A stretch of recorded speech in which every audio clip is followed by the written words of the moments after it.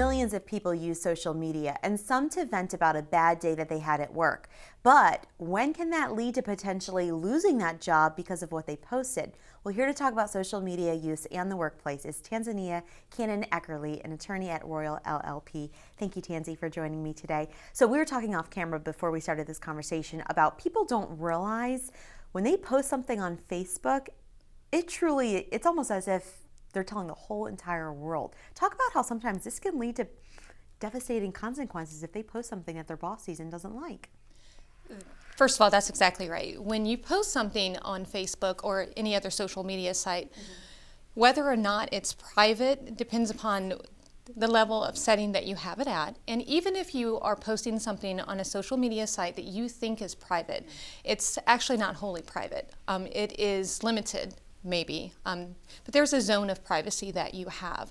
But once you post it out there for social media or out there online anywhere, your expectation of privacy is automatically diminished. And therefore you can't necessarily expect that your employer or someone who knows your employer or your employer's clients or other service providers aren't going to be able to see whatever it is that you've posted.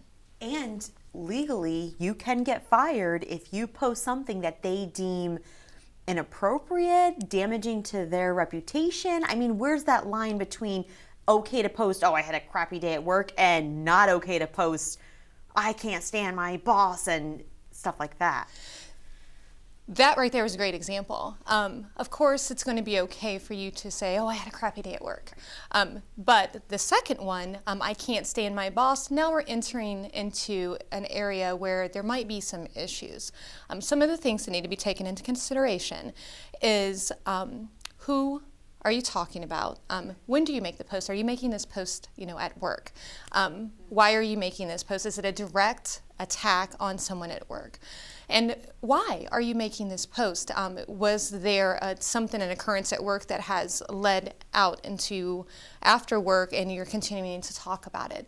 And the reason why those things are important is because there's legitimate business interest in a company for them to have their employees who work for them abide by certain policies that they have. And then there's also a competing interest of the employee where they have, a certain zone of privacy. I should be able to blow off steam when I get off work. There's some of that conduct can be protected, but it's a very delicate balancing act. What an employee needs to take into consideration is that when you're hired by a firm or a company, I'm hired by Royal. I am always an attorney at Royal. And when I walk out of the door, I am still an attorney at Royal, and I am held to the responsibilities and the policies that that company has, regardless of whether or not it's on social media or inside the doors. Also, if you're at work and you're posting, that's obviously your expectation of privacy is diminished. Depending upon your workplace policies on social media will also come into play. What people need to take into consideration as well, employers as well, when they're drafting these social media policies, there is some gray area there.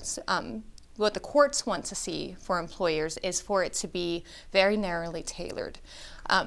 It helps to draft in there as well that there are certain protections, and this policy is not going to violate any protections that they have under the National Labor Relations Act, Section 7.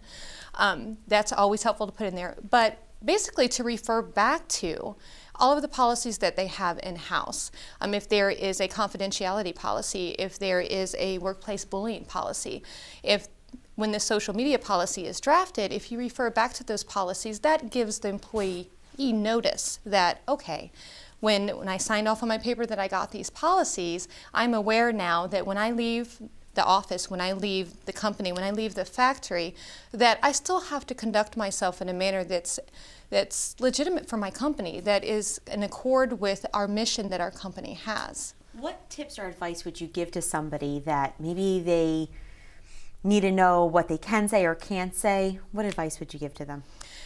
You cannot directly attack someone online, your company, it can't be personal. There has to be a reason for it. There has to be, legally you have to have a concerted effort to gather a group of people for mutual aid and support. Basically, I am concerned about the terms and conditions of my work. What do you guys think about that?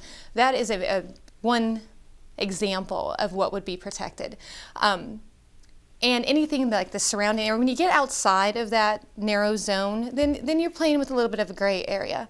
But I think what employees and employers do need to take into consideration is that we have these policies in place, employment people, and then there's laws and state and federal laws and agency laws that govern how we can conduct ourselves out there in society and in the workplace.